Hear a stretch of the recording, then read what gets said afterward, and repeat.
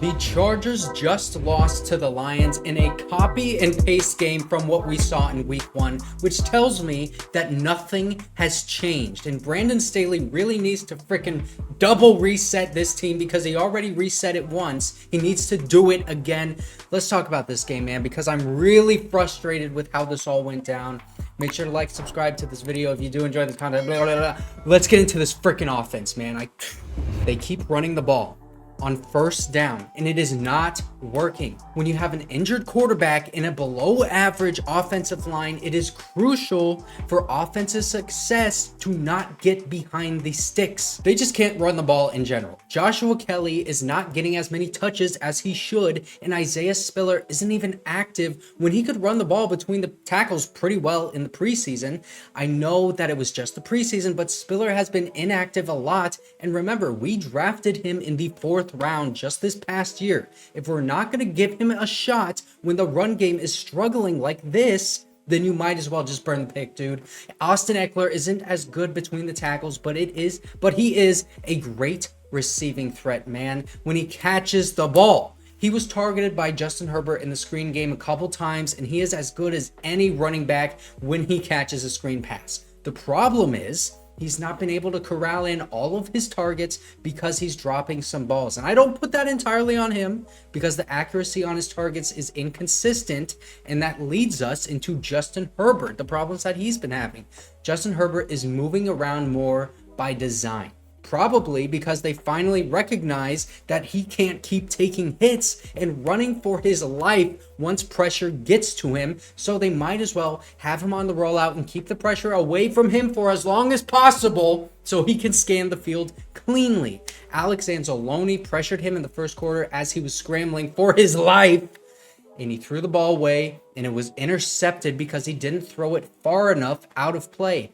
Ball placement for Justin Herbert has become a major issue, okay? He's constantly throwing the ball poorly to guys like Austin Ekeler, Gerald Everett, and basically anyone not named Keenan Allen. He missed Everett on a deep pass that would have probably been a touchdown, man, and he missed Austin Ekeler a couple times last week and in this game, like I mentioned, in the screen pass. I understand that the pressure is affecting him negatively, and he's injured too, but it's really affected his timing and his accuracy, which makes this offense like completely stagnant, because if Herbert can't throw a perfect ball, then the Chargers basically have no answers on offense, even with all of the talent on this team, man. But Justin Herbert, right after missing that Gerald Everett throw for a touchdown, he threw an amazing ball to Keenan Allen for a tutty to bring this game close and then give the Chargers offense life, man. He threw that same perfect pass to Jalen Guyton in the second half to tie the game after Keenan got hurt. Yes, they scored in the second half. Can you actually believe that, man? It's because when he gets time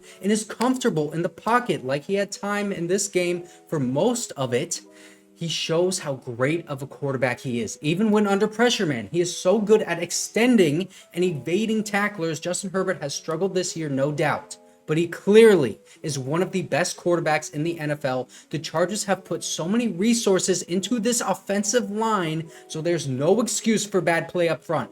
But when they pass protect well, Justin Herbert can take over the game, and he was the reason that the Chargers even had a chance in this one. He threw 4 touchdowns. What else do you want him to do? After that touchdown that he threw to Keenan Allen, man, Keenan started heating up, bro. He had 113 of the 210 total yards on offense in the first half. What else can I say about Keenan Allen that I haven't already said, man? Look at his stat line.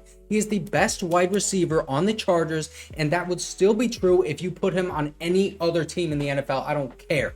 He is the best route runner I have ever seen since Antonio Gates, and he has such a great sense for zone coverage and where the soft spots are. He had the Lions defenders buying every single move that he was selling. Bah, bah. Just like that, man. I know I always say that Justin Herbert doesn't get much help, but Keenan does help him out a lot of the time. Problem is that you can't just constantly throw it to him, because earlier in the season, that's what Justin Herbert was doing. And he would just lock in on Keenan Allen and leave other receivers open downfield, like Darius Davis, who hasn't been getting his number called recently, which I don't understand because he was so productive when we were targeting him, but that's a whole nother story. Other guys like Quentin Johnston. And you know what? Speaking of Quentin Johnston, bro, He was solid today. He wasn't great. He was solid, all right? On the first drive in the second half, he was interfered with, but he should have caught that ball, bro. And if he did, it would have been like a 70-yard touchdown. He ran a really nice slant route, and the ball hit him right in the freaking hands, but at least he drew the penalty, right? Get that first down. Then, in the second half, he beat Cam Sutton along the sideline while being interfered with again. They kept interfering with him, man. But that one along the sideline, he should have caught it too because it hit him right in the hands. He had two hands on it. Oh, bro, I would have bolted up so hard had he caught that one. Later on in that same drive, he caught a 17-yard pass to put the Chargers in the red zone. And then the Chargers struggled badly in the freaking red zone, man. It took him 8 plays to get a touchdown. On 4th and goal, Quentin Johnston was interfered with again in the middle of the end zone. And then on a 4th and goal after that penalty, he was targeted, just ran a quick little slant over the middle. It wasn't even a slant, it was like a little crosser. Everyone was so focused on Keenan Allen on the other side of the field, and there was motion behind Quentin Johnston and then towards this side. It was just a beautiful play call by Kellen Moore, and it resulted in a wide open touchdown for Quentin Johnston, finally feeding my man, and he gets this stat line. You could make an argument that he should have caught both of those balls regardless of penalties, and he doesn't block well. There was one play where Darius Davis caught a screen pass and Quentin Johnston just completely whiffed on his man, and it got Darius Davis hit hard. Quentin Johnston is close, man, but I understand why it has been a slow start for him, but get that momentum going. He can pick it up from here. Now let's talk about this defense. This is going to be fun. Michael Davis, man, he wasn't playing as much in this game because he was sick. He had a trash can in front of his face on the sideline with a towel over his head. He had like the flu or something. Hope he gets better. But Deane Leonard was playing in place of him. He wasn't great in run defense, but he had a great pass deflection late in the first quarter to deny an Amon-Ra St. Brown touchdown. And then the very next play, good defense again, forced an incompletion. On the first drive, though, there was a 3-man rush on that 47-yard Amon-Ra St. Brown catch, and it looked like DJ was supposed to pick him up, but was too focused on Josh Reynolds over the middle, or it was Deane Leonard on the outside spot, not going deep and allowing Josh Reynolds to go over the middle so Derwin James could pick him up. You see what I'm saying? Either way, it was a miscommunication and resulted in a big play that later resulted in the first score of the game. Then on the 75-yard touchdown run from freaking David Montgomery, man, he was the outside cornerback that got absolute freaking juked out of his mind, and he ran into Alohi Gilman, bro. He was the man that had the outside containment, ran into Alohi Gilman, who was the last man to beat on the defense, the very last man, the deep safety, and he basically threw a block for David Montgomery, taking them both out of the play. Oh, but you know what? Listen, he's a young cornerback taken in the 7th round last year. He had a good game in coverage. They're also playing their defensive linemen more. I noticed Sebastian Joseph Day, Nick Williams, Otito Ogbonia, Austin Johnson, all getting more playtime in order to stop the run, but it didn't work at all, man. They had over 200 yards rushing the freaking ball. I think they had 200 exactly. The Lions countered this by tossing the ball to the outside of the tackles and letting Jahmyr Gibbs just do his thing, bro, and he was absolutely tearing it up.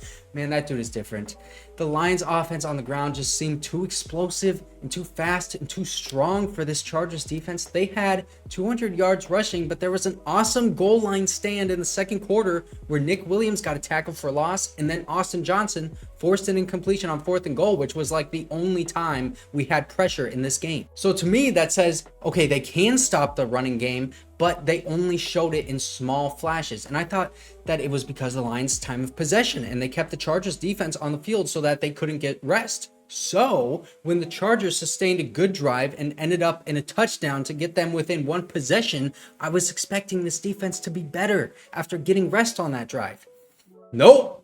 After that, they allowed the freaking 75-yard touchdown to David Montgomery. One freaking play. That's all it took. And it was a huge cutback lane. I already talked about Deane Leonard leaving that containment and taking out Alohi Gilman, the deep safety. Oh my God. Now, Derwin James, he had an unnecessary roughness penalty on the first drive of the second half, which extended that drive and got the Lions past midfield.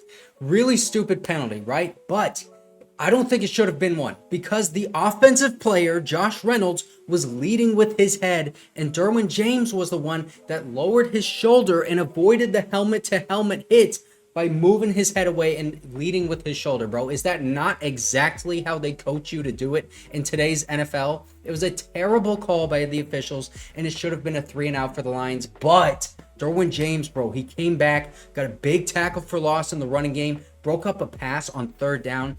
That is what leaders do on defense. Come back from a stupid penalty, which shouldn't have even been called, and make up for it by almost single-handedly ending that drive.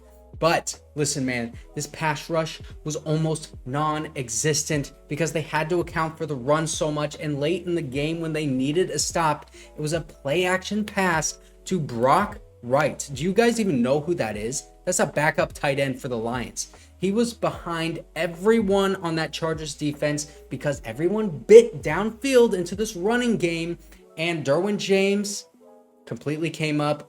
Brock Wright wide open behind everybody for a touchdown, 200 yards on the ground, 333 yards for Jared Goff, 533 total yards by this offense, and 41 points given up. You cannot win a game when your defense is playing that poorly. That is just absurd. The Chargers defense had no answer for this Lions running game, and the running game is the reason why the passes were starting to get going later on in this game because they were counting way too much for the run. They had their defensive linemen out there more. Like I said, they weren't getting their pass rushers like Tuli Tuipulotu, Khalil Mack, and Joey Bosa involved in getting pressure on the quarterback. So Jared Goff had all day to pass, and then whenever they wanted to, they could run the ball for 10 yards. That is why the Chargers lost this game. I know a lot of people are going to put this one on Justin Herbert, like, oh, he threw the interception.